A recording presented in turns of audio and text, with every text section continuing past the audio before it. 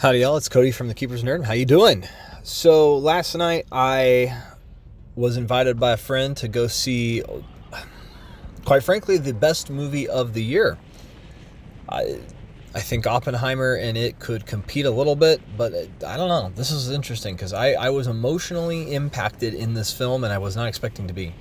And that movie was Wish. No, this movie was Godzilla -1. What a weird name, right? Nothing about it screamed interesting. I didn't even look for a trailer ever because it's just yeah, it's a Godzilla movie. I don't really care that much. I'll see it later on HBO Max. Not thinking much about it. Well, a friend invited me. I was like, you know what? Let's do it. Let's go. And it was epic. There will be spoilers. Just heads up, okay? This movie is all in Japanese, and it makes sense why, considering it is not a modern Godzilla film like the other movies lately have been, or at least closer to recent times, or even futuristic. This is right at the end of World War II, and wow, what a great time frame to focus in on, because Godzilla is a Japanese creation, and that's where he's at, and it's beautiful and fascinating and wonderful.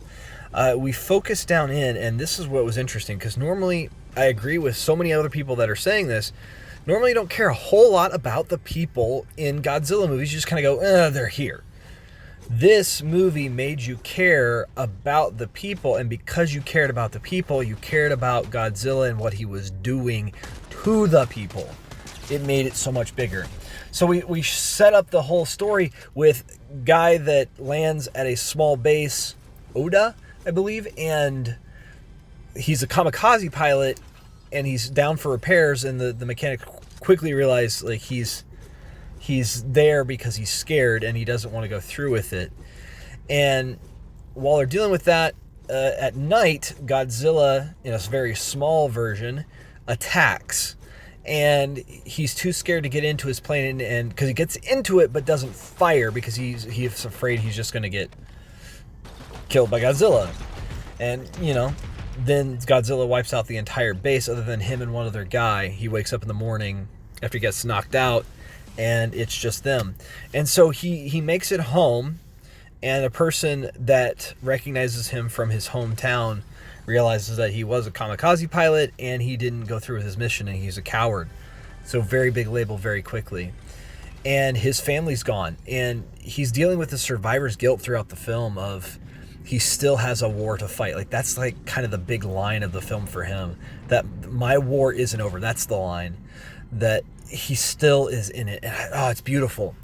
And so he's this girl who has got a little baby with her, and they stole something, I don't know what, or it was the girl itself, we're not really ever sure, hands off the baby to him, runs away, and eventually they reconnect, and they end up just kind of surviving and living in what's left of this destroyed village together, taking care of this girl. They're not married, they're not in a relationship at all. That's what's fairly fascinating. It's very bizarrely interesting that they're almost just trying to take care of one another so that way they can take care of the kid, really, because there's just the necessity of there's nothing else left in the area. It's fascinating.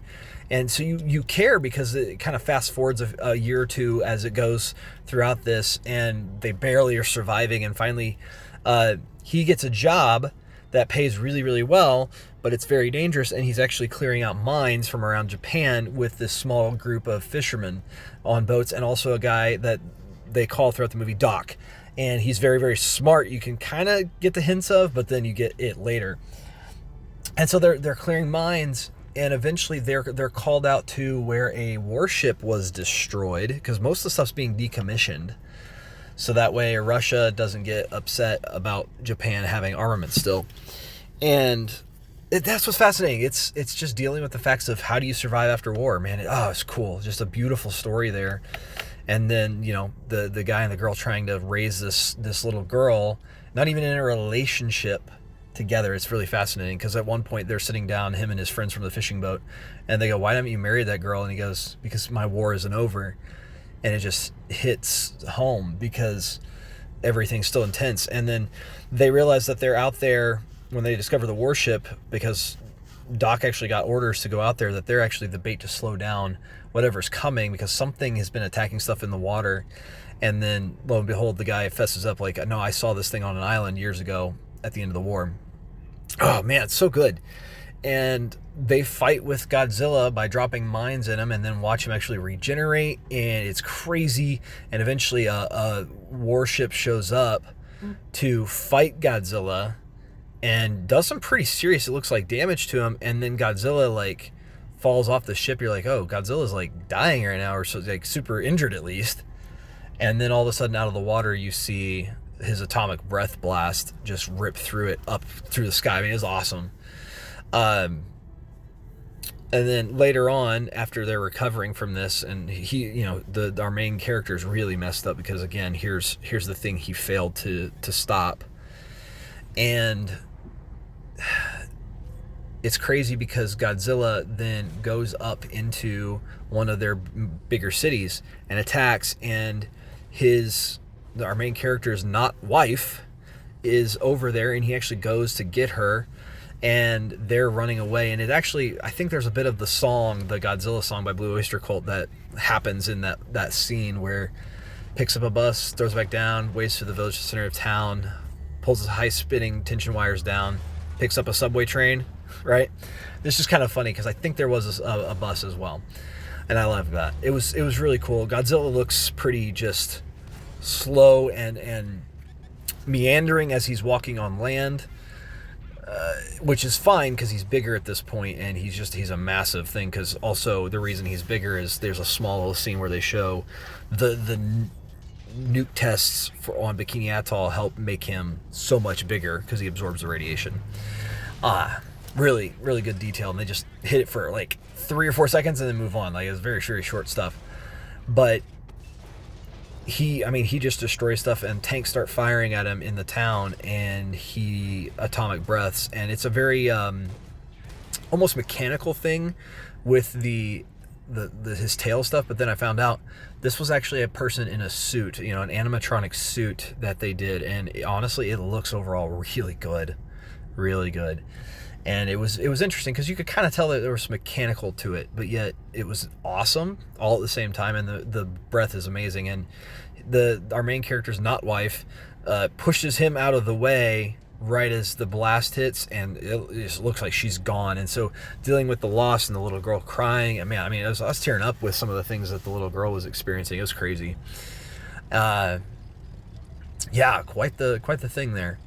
And then it's down to the civilians, that they're the only ones left because the military is basically done. What's left of it is gone, and the U.S. can't really help much based on being afraid of Russia getting involved, which is kind of ironic considering there's a giant lizard attacking and destroying stuff. It's like, well, that's going to reach out to other places. So led by Doc in his epic plan, they have this plan to defeat Godzilla, and they get a group together, and their plan is so interesting because it's like so simple, but yet it's really cool.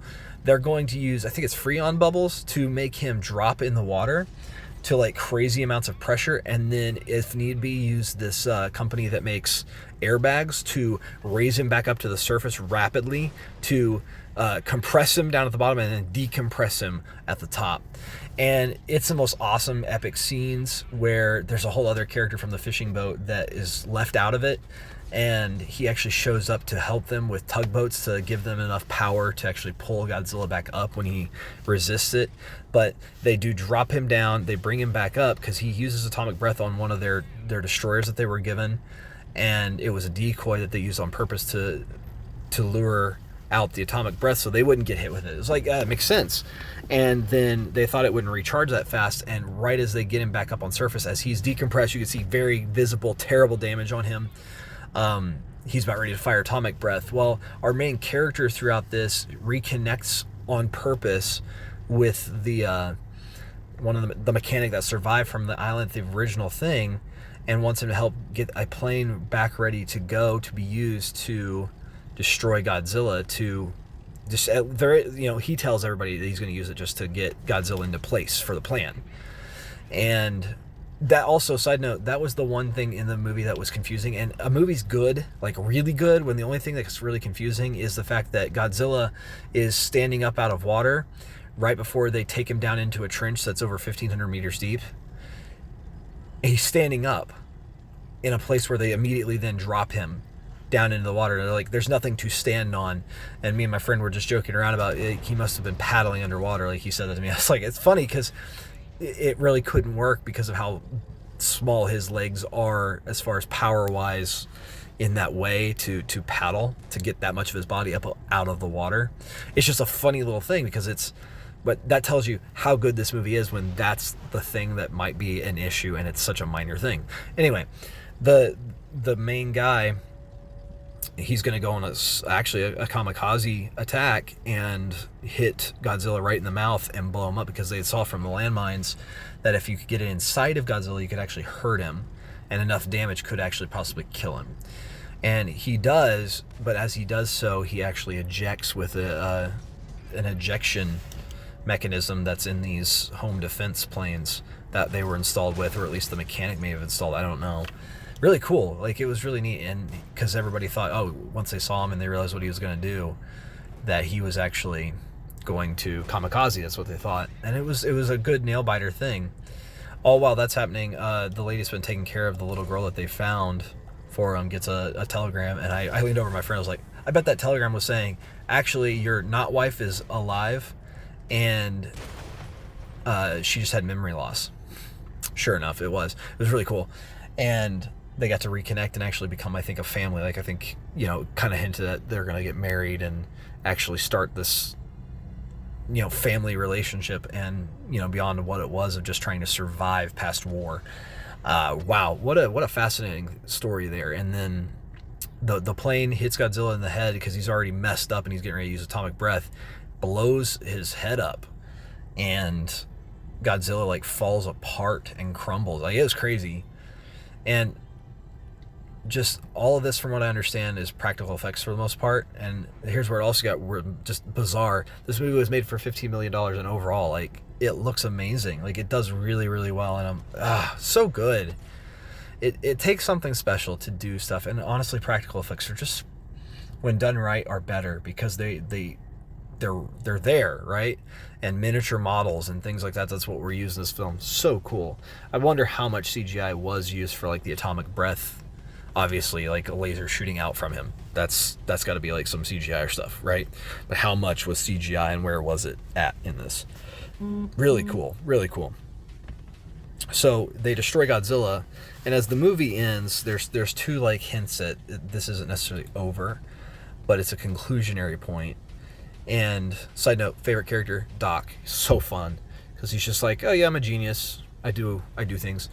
But first off, we see something on the neck of the lady our main character has been raising that little girl with, and like it's moving, like something's wrong with her, but yet she seems okay and normal otherwise. It's weird, and you're like, oh no, I'm just happy for them, and yet here we are. And she even asks a great question, like, is the war over for you now? And he's like, shaking and crying and yes, and holding the little girl. I'm getting teary just thinking about it, because it was just such a touching moment, because the little girl was just fantastic for it, because she's like maybe 2, and she talks very little, but just goes, where's mommy, and even like at one point calls our main character daddy, and he goes, I am not your daddy. And even all the other guys with him are like, dude, what's wrong with you? This girl, like, you're gonna mess her up. But at the end, though, too, we see Godzilla. I guess it's like his heart or something, and it's sinking to the ocean floor, and it actually starts growing again. Really crazy, almost like Godzilla. You just can't actually kill it. Really nuts to think about. Like, So if you haven't seen it, just go see Godzilla -1. If you like big monster movies, that's the movie. Go see it. You will love it. It's fantastic. You will have a blast. It is wonderful. This is the movie for you. If you want action and story and monster movie stuff, this is awesome. Go see it. I've been Cody from The Keepers of Nerddom. Like, share, and subscribe. Take care, y'all. Bye.